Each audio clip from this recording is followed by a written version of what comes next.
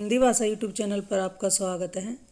इस वीडियो में आज हमारी चर्चा का विषय रहेगा रीतिकाल और उससे संबंधित बड़े ही महत्वपूर्ण प्रश्नों पर चर्चा की जाएगी, क्योंकि ये क्वेश्चन किसी न किसी एग्जाम में आए हुए हैं, बहुत ही महत्वपूर्ण हैं। अगर आप किसी भी तरह की कॉम्पिटिटिव एग्जाम की तैयारी कर रहे हैं और उसमें लिटरेचर से संबंधित अगर टॉपिक आता है तो इससे ये वीडियो उनके लिए बड़ी ही लाभदायक रहने वाली है। तो वीडियो आपको अच्छी लगे तो इसको लाइक कर दें और अपने साथियों के साथ भी इसको शेयर कर दें। शुरुआत करते हैं इस वीडियो का। आज का हमारा पहला प्रश्न है और इससे पहले वाली जो वीडियो कल जो बनाई गई थी उसमें भी बड़े ही 80 महत्वपूर्ण प्रश्न रहे हैं रीतिकाल से। अगर आपको उनको नहीं देखा आपने तो आप पहले उनको देख सकते हैं, वो प्रश्न भी बड़े ही महत्वपूर्ण हैं। तो इस तरह से 2-3 वीडियो में रीतिकाल को कवर करने का प्रयास किया गया है। 2 या 3 वीडियो जितनी भी बनेंगी बड़ी ही महत्वपूर्ण रहने वाली हैं, तो आप उनको देख सकते हैं। एग्ज़ाम से 1-2 दिन पहले आप अपनी तैयारी कर सकते हैं, क्योंकि ये सारे क्वेश्चन MCQ रहने वाले हैं। तो शुरुआत करते हैं। भाव विलास किसकी रचना है? भाव विलास किसकी रचना है? घनानंद, बिहारी, देव, पद्माकर। और इसमें आप कमेंट में डालकर अपने आंसर भी दे सकते हैं। भाव विलास किसकी रचना है? तो जी इसमें आपका आंसर आया ऑप्शन सी, तो बिल्कुल सही जवाब है, भावविलास देव की रचना है। नेक्स्ट प्रश्न है, नायिका भेद प्रतिपादित करने वाली रचना पहचानिए। नायिका भेद प्रतिपादित करने वाली रचना कौन सी है? ललित ललाम, छंदसार, श्रृंगार मंजरी, प्रबोध चंद्रोदय।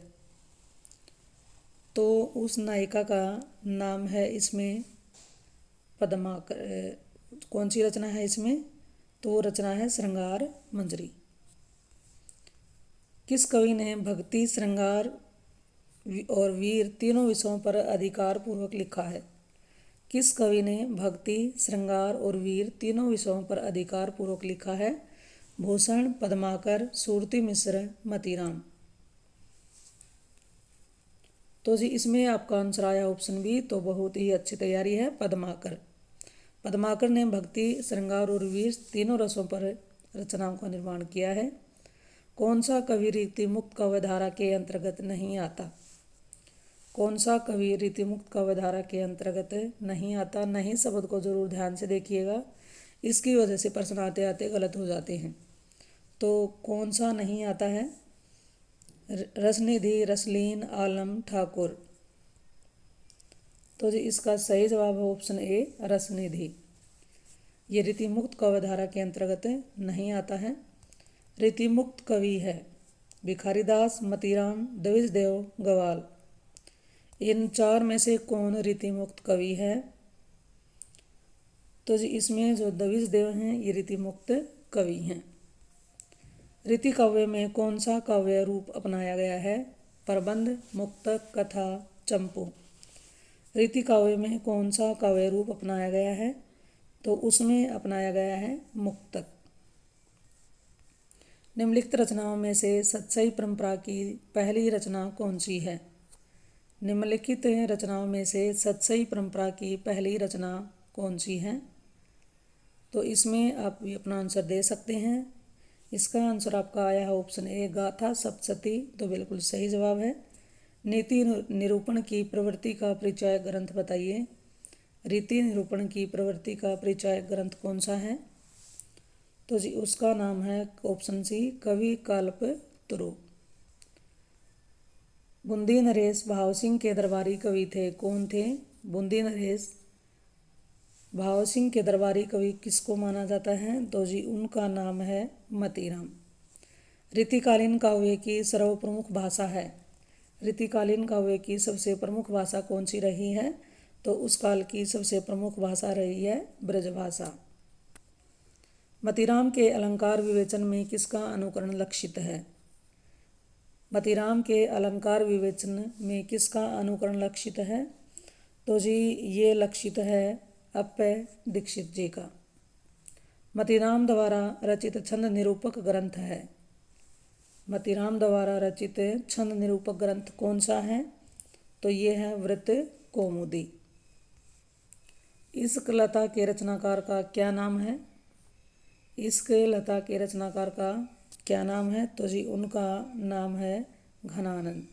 ऑप्शन डी इसका जवाब सही होगा। रस का साक्षात अवतार किसे कहा गया है? बहुत ही महत्वपूर्ण प्रश्न है ये। रस का साक्षात्कार अवतार किसे कहा गया है? तो जी ये भी कहा गया है घनानंद जी को रस का साक्षात अवतार। रीति मुक्त कवियों के संबंध में कौन सा कथन असत्य है? नंबर 1 है ये कवि प्रेम की पीर के गहरे अनुभवी थे। अगला है इनका प्रेम एक पक्षीय था। अगला है इनकी प्रेमिकाएं ही इनके काव्य की मूल प्रेरक शक्ति रही हैं। अगला है डी ऑप्शन पर इनका प्रेम उभय पक्षीय था। रीतिमुक्त कवियों के संबंध में कौन सा कथन गलत है ये बताना है। तो इसका सही आंसर है इनका प्रेम उभय पक्षीय था, ये गलत है। उभय पक्षीय नहीं था बल्कि क्या था? एक पक्षीय था। घनानंद की रचनाओं का संकलन भारतेंदु जी ने किस ग्रंथ में प्रकाशित कराया? घनानंद की रचनाओं का संकलन भारतेंदु जी ने किस ग्रंथ में प्रकाशित कराया है? उस ग्रंथ का क्या नाम है? तो जी उसका नाम है ऑप्शन ए सुंदरी तिलक। घनानंद के काव्य की प्रेरक शक्ति कौन थी? सुभान, सुजान, दरबारी संस्कृति, नादिरशाही आक्रमण। तो जी इसका सही जवाब है ऑप्शन बी सुजान। घनानंद काव्य का सर्वप्रथम संकलन किसने किया था? घनानंद काव्य का सर्वप्रथम संकलन किसने किया था? तो जी इसका आंसर रहेगा, इसके अनुसार इसमें थोड़ा सा डाउट है। इसका सही जवाब आना चाहिए था विश्वनाथ प्रसाद मिश्र। क्या आना चाहिए? विश्वनाथ प्रसाद मिश्र। विश्वनाथ प्रसाद मिश्र ऑप्शन सी के जगह पर ये होगा और इसका सही उत्तर यही है। अगला, घनानंद की संपूर्ण रचनाओं का वैज्ञानिक रीति से संपादन किसने किया?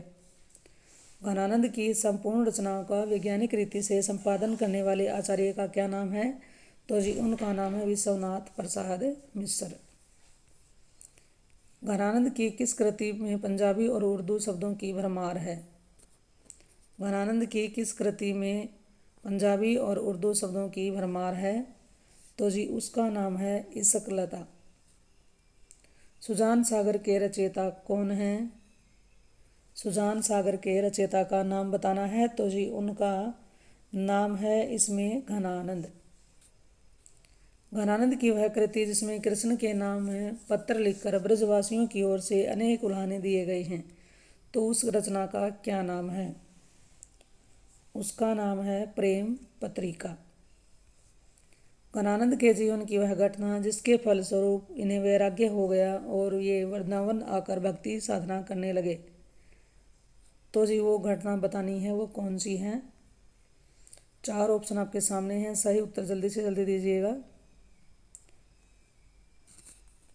तो जी इसका सही जवाब होगा ऑप्शन डी। क्या है? प्रियतमा सुजान, जो कि एक वेश्या थी, के द्वारा इनके साथ विश्वासघात किया जाना, उसके बाद इन्होंने संसार से विरक्ति लेकर के ये भक्ति मार्ग को इन्होंने अपना लिया था। चंडी चरित्र किसकी रचना है? चंडी चरित्र किसकी रचना है? 4 ऑप्शन है आपके सामने, जल्दी से जल्दी उत्तर देने की कोशिश करें। तो ये किसकी रचना है? गुरु गोविंद सिंह की। सिखों के 10वें ग्रंथ में गुरु गोविंद सिंह की कितनी रचनाएं संकलित हैं? प्रश्न को पहले ध्यान से सुने, बाद में ही आंसर देने की कोशिश कीजिए।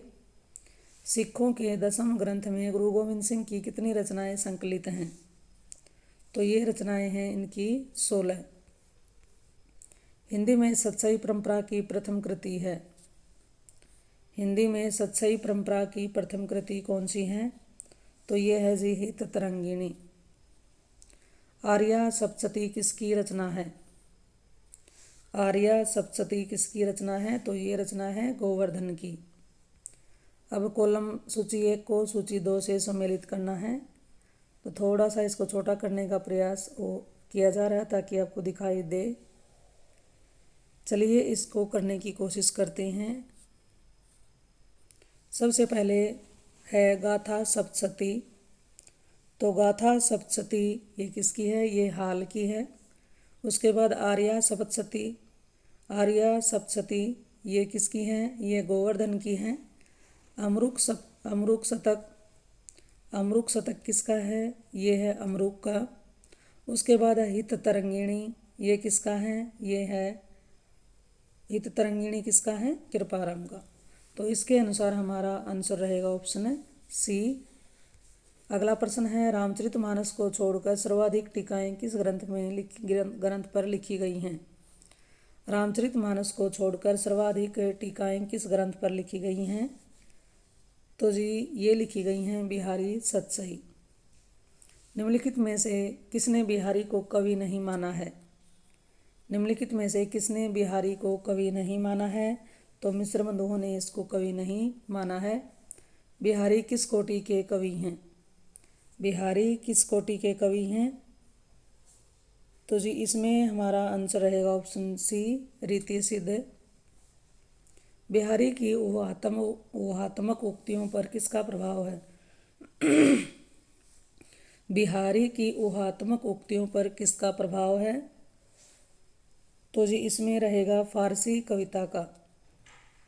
बिहारी सतसई की टीका लाल चंद्रिका नामक नाम से किसने किया? बिहारी सतसई की टीका लाल चंद्रिका नाम से किसने किया? तो जी ये इसमें हमारा आंसर रहेगा कृष्ण कवि। बिहारी के प्रत्येक दोहे पर सवैया छंद किसने लिखा? बिहारी के प्रत्येक दोहे पर सवैया छंद किसने लिखा? तो जी ये लिखा था कृष्ण कवि ने। बिहारी सतसई के प्रथम टीकाकार हैं। बिहारी सतसई के प्रथम टीकाकार कौन है? तो जी उनका नाम है कृष्ण कवि। बिहारी सतसई की सबसे प्रामाणिक टीका कौन सी है? बिहारी सतसई की बिहारी सतसई की सबसे प्रामाणिक टीका कौन सी है? यानी कि बिहारी सतसई की सबसे प्रामाणिक टीका किसकी है? तो ये टीका है ऑप्शन सी, जगन्नाथ दास रत्नाकर की।